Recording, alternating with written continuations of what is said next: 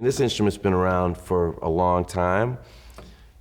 Not many of us can claim to have played something that's new. It's the same 88 keys, it's the same hardware. But James did. He did innumerable things that would be considered revolutionary. You could take 10 different piano players and you'd always be able to identify James. He just had a certain way of attacking the notes and releasing the notes. I mean, you could probably figure it out if you watch him and maybe bring in some science to it as to how quickly he strikes the notes, and because he wasn't he was a small man and he wasn't a forceful player, but like I'm 220 pounds, you know, and he was probably 150 pounds, and his sound was twice as big as mine, you know, so it's not about how hard you play. It's like a golf swing. Like it seems just so effortless, you know? It's not about how hard you swing the club. It's the same thing with the way he played. He just had this touch, a very specific touch. The function of the piano player was a lot different early on because I think of the recording process, the way bass players worked, or tuba player, they kind of played on 1 and 3. Bass players would play 1,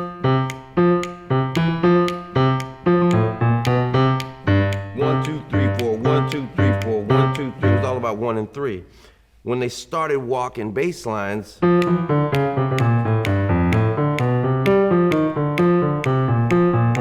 the piano player's left hand didn't have to do as much. So the piano player went from doing this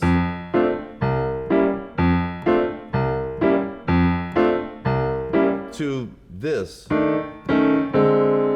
Just because the bass player was taking up the left hand, the piano player didn't have to spend as much time down there.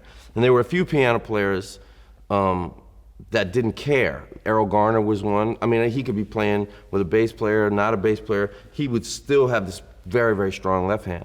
Booker was like that too. No matter who was playing with him, he was like a Mack truck. He would just play his style, and the other musicians would have to find their way through. Jazz musicians like to sit in. We are trained to kind of get our butts kicked by the older musicians. We wait on the sidelines, we wait, and if somebody happens to turn and look and say, come on and play, that's it, that's how we do it. I knew he was gonna call me up, I just knew it. And I was standing back there, and he kind of did one of those, and while he was playing, and come on up, and I remember sitting next to him. I just remember looking down at his hands, and I remember seeing the crowd, and I was like, I'm the coolest guy in the world. The other reason I think he was so open with volunteering what he knew is because I think his ego was big enough to realize that nobody could do it anyway. Like, yeah, I'll show you how to do it, good luck. You know what I mean? I find that in life, you know, that the people who know the most are always the nicest people. There was a hamburger place called the Ground Patty in the French Quarter, and they had a piano there. It was late. I was a 13-year-old. I must have been working down there or something. But he was playing, and I went and listened to him, and I remember him motioning me over. There were like 2 people in the place, and he said, I need you to play. And I was old enough to, I was excited, but I was also old enough to know, like, dude, I can't cover for you. And he said, no, I really need you to play. And he didn't say why, but I remember seeing his hands, and he was really shaking very badly. And the only reason I remember that there were like 2 people in there is because they kind of stopped eating and looked when they heard the music change, because it wasn't James anymore. And then he went outside, and in about 20 minutes came back and said thank you, you know. And now I know he was going to take care of some drug thing, because he was fine when he came back. I don't think you can draw a parallel between him as a man and his music. I know that sounds crazy and it sounds unromantic, because you would love to be able to, if they made a movie about him, you know, when he's in his darkest times, you'd love to hear him play Black Knight. And when he was feeling great, you'd love to hear him sing Sunny Side. You know, the reason his musical train of thought was all over the place is because his mind was all, I don't really, it would seem that would be the first place to go for an explanation, but I don't think James used it that way, and I don't think it necessarily represented what he was feeling. I mean, he made some of the most joyous music of all time, yet he was in a lot of personal pain. This is not an escape. I mean, when you sit down in front of this thing, you know, when you're at a certain level, it's another set of troubles. I mean, there's no escape. I can't imagine being a black kid in New Orleans, you know, in the 50s, and being concerned about your sexuality, and I mean, homosexuality was not accepted. Being black was not accepted. Having confused thoughts or anxiety or depression was not accepted. So what do you do? How do you go through life like that?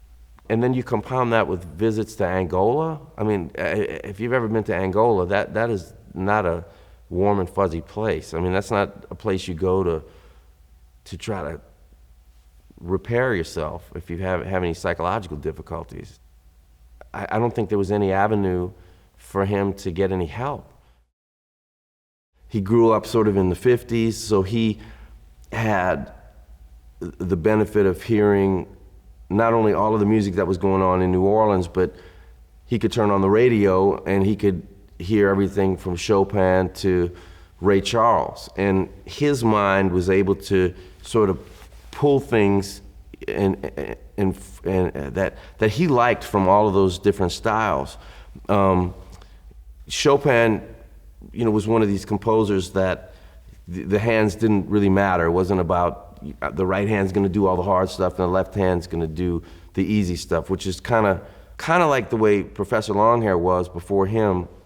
And I know that James learned a lot from Fess with simple bass lines. And then he would have a little something in the right hand.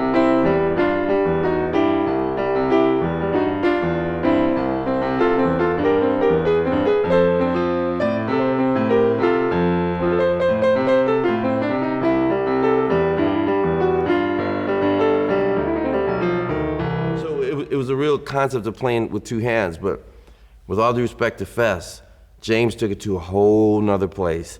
You just showed me some stuff of him, and I'm hearing things, and my mind starts going, I'm like, no. I'm a man now. I'm not going to start trying to, you know, I play like I play. Take it easy, Harry. You can't do it. Just let it go, you know.